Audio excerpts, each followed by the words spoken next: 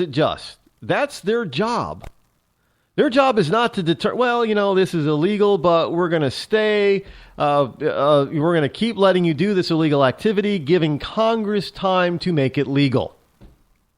And that's what the court is suggesting. That's not the court's job. They're not supposed to, make things easier for the government to trample on our rights. But that's exactly what now people look at this and say that it's a win for the American people and our rights. But no, it's not, because of how they did it. They're not stopping the practice. No way. They're not stopping the practice right now. And they're not telling, the NSA, well, you got to cut that out right now. Here's an injunction. You got to stop. Cut it. Cut the cables. Can't do it anymore. No, that's not what they said. They said this is illegal and Congress needs to make it legal. That's what they said. But Congress is debating the whole Patriot Act issue right now.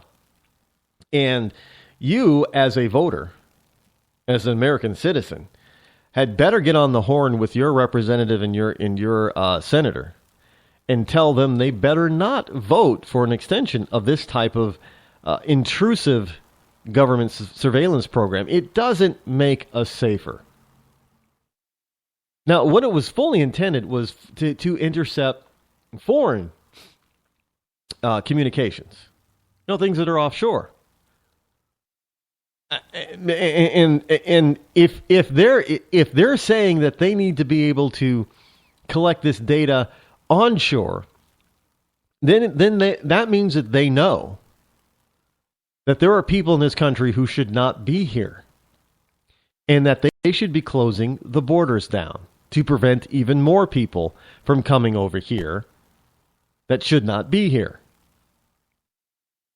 You have to look at this as in a big picture sort of sense and understand that the government is admitting that they are not protecting us. And this is why some people are saying, well, I'd rather be secure and safe than sorry. Well, the problem is that since you're allowing this type of thing, the government feels that they do not need to do their constitutional duty and really protect you and our borders. They'll just pick up the information later. Instead of stopping them from even getting here and finding out who's here that should not be here and getting rid of them, no. They're just going to say, you know what? We'll just do this really lazy man's way of collecting all this data, metadata. And hey, look, if they don't know who you are when they're collecting it, then how do they find out? Don't for an instant fall for this notion that it's only metadata. They don't know who you are. Each individual call is. Oh, that's a bunch of bunk. Because otherwise, what good is it? They need to be able to know who it is that is raising a red flag. And they need to know their location. So that's the whole point. So this whole notion that it's metadata, we don't know, that's a bunch of bunk, because they do know. They do know. And you have to ask, well, where does that stop? And where is that going to lead in the future? What else? I mean, what other type of liberty or freedom are we going to be, is going to be swept aside or swept under in order to placate people's feelings of fear?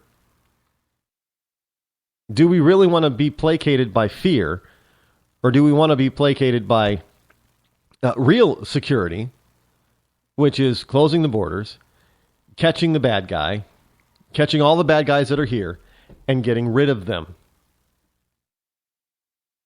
Oh, Rod, we've got these homegrown terrorists. Well, we got homegrown terrorists because we're letting in the wrong element who's establishing camps here in the forms of, radical churches and mosque.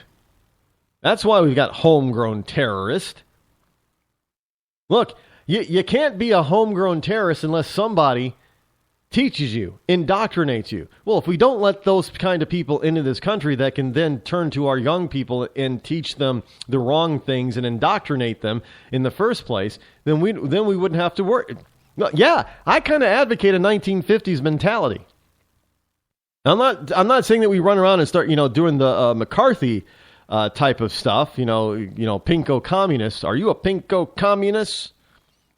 I don't mean that you start running around and saying, "Are you a red Islamist?" No, we don't need to do that, because that was horrible. What happened to real law-abiding, American-loving people that got caught up in McCarthyism back then. But it is an example of being able to watch those who come here and being able to determine if they're American enough. Look, as a nation, we have a right to decide who gets to come here and who gets to stay. If you're not a citizen, we get to tell people who are not citizens who gets to come here, how long they get to stay, if they get to stay. Period. Every nation has that right. Me as a foreigner to say, Iran, I have no rights to go to Iran. I have no right to, once I get to Iran, to start dictating and demanding that the Iranian government follow me in my lead and do what I want them to. Hell no. I'm not an Iranian citizen. As far as that type of stuff is, other than just basic human rights, I have no rights in Iran. And quite frankly, Iranians, when they come here, other than basic human rights, they have no rights here. Fully understand that. You get to, the country that is the host gets to dictate certain things. And if they say, well, hey, if you're going to come here, then, these types of things are off limits or out of bounds for you, then that's the way it is. As long as it's not, we can't say, deny a basic human right of dignity and say, well, you can't go to a ball game. No, can't do that. You can't attend church services here. Well, as long as the church is not radicalizing anybody, is not a terror cell, then no, we can't prevent people from going to a church. But you can prevent them from staying here and saying, you know what, you've overextended your stay, goodbye. Get out. See you later. And we have the right to say, don't come back. You're not allowed back. Just as they have the right to say it in their own country. I have no problems with that when it comes to people's own country. I'm not suggesting that, we get to do whatever we want in other people. Absolutely not. We don't get to do what we want in other people's countries, just as they don't get to do what they want here in our country. I don't know why that is so difficult for people to understand. Because America belongs to Americans and those who want to be Americans. It doesn't belong to anyone else. And you can come and visit. That, we kind of like that. That's not a big deal. Come and visit. But understand that when you're here visiting, there are certain things that you have to abide by. And it sounds like I'm trying to be anti-world whatever. I'm not. I'm being pro-national. I'm being a pro-nationalist for whatever country that you are from. I'm being pro-American. I'm being pro-French in France. I'm being pro-English in Britain. I'm being pro-Russian in Russia. I'm being pro-Chinese in China. I'm being, pro-Iranian in Iran. I am not pro-Iranian in America. I am not pro-French in America. I am not pro-American in Italy. Get my meaning here? So this whole notion that you get to go anywhere on the planet and do what the hell you please, that's not the case. You don't have a right to do that. Because people all over the planet, they have a right to set up the kind of government that they want and live in the type of society that they want to live in. If you want to go there, if people want to come to the United States of America, We have a culture here. You are to blend in and meld with our culture. Now, I'm not saying that you shed everything that you are at the border. Obviously not. But you don't come here and start dictating that you want things exactly the way they were back in your home country. Because if you want that kind of stuff, you go back there.